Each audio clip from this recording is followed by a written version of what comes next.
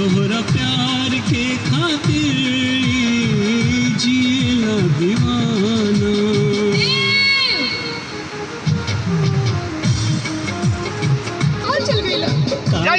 लाई जानू दिलवा के अपन हाल हो, भाईल को ना गलती छोड़ देलू हमर साथ हो।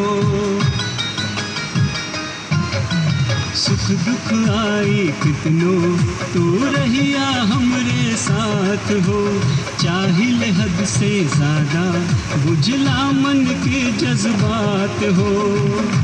भैनी जमाना से बेगाना,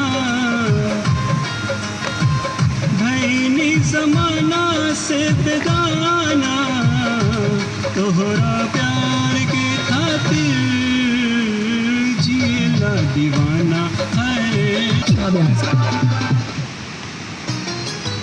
खातिर।